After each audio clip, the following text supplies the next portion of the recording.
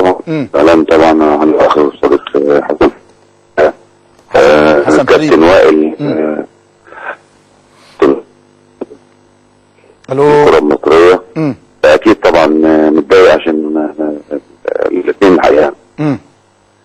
يعني دايما لما بتبقى على راس قايمة او بتبقى قايمة قوية بتنجح كلها او غالبا. يعني النهارده يعني انت كان قائمتك 7، لما يقع منها 2 برضو رقم كبير يا باشمهندس هاني.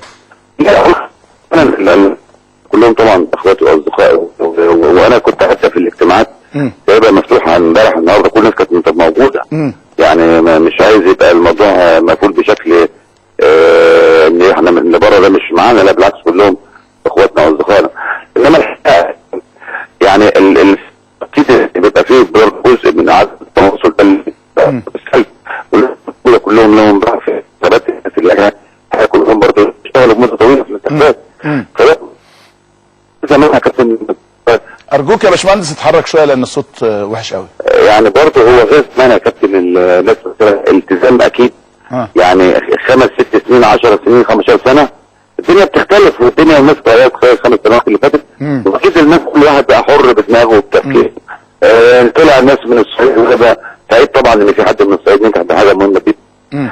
وده طبيعي ان كان ممكن يحصل. يعني 2 طبعا بالنسبه لي طبعا كتير يعني، انما طبعا الناس الاخوه الموجودين انا سعيد بيهم جدا الحمد لله. طيب يعني دايما بيبقى في عرف انه اللي يبقى معاك على جبهتك ولا يوفق ممكن يبقى له دور في الاتحاد، هل بتفكر في كده يا باشمهندس؟ مش ما سمعتش كابتن احمد. اللي بيبقى معاه حد في جبهته ولا يوفق بيبقى له دور، يعني ممكن تستعين بالكابتن حسن فريد، تستعين بالكابتن وائل جمعه في اي من المناصب؟ شوف انا مش عشان وائل، انا يمكن انت كنت عايش معايا الموضوع ده، احنا اللي انه يبقى موجود معانا. نعم. فكانت مسؤوليه ان هو ينجح، يعني طبعا عدم يعني نجاح كل حاجه بتاع بامر سبحانه وتعالى. انما يا ريت يعني يكون متواجد، لانه طبعا هو كادر مهم الحقيقه وعنده افكار ممتازه. انا فوجئت بيه حتى خلال يعني الجولات والفتره اللي فاتت، ان الراجل عايز يشتغل الصح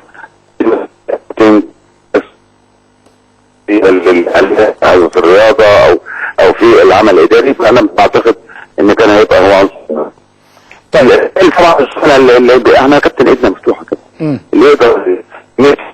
انا يمكن بقول ان مفيش حد من اعضاء الاتحاد يتولى مسؤوليه اي لجنه من اللجان. وقررنا ايه يا فندم؟ يعني مفيش عضو مجلس اداره هيتولى رئاسه لجنه شؤون اللاعبين، لجنه المسابقات، لجنه الحكام. يعني كابتن عصام عبد الفتاح كان رئيسا سابقا للجنه الحكام، احمد مجاد كان رئيسا سابقا لجنه شؤون الانديه. هل ده مش هيبقى موجود يا فندم؟ لا الكلام ده مش مطروح بالمره. احنا قلنا بنتكلم على ادارات محترفه، بنتكلم على ناس عندهم قدره انها تدير العمل بشكل محترف. ممكن في البدايه كابتن عصام عبد الفتاح وجوده مهم يشتغل شويه في موضوع الحكام، لكن يجب ان يكون هناك رئيس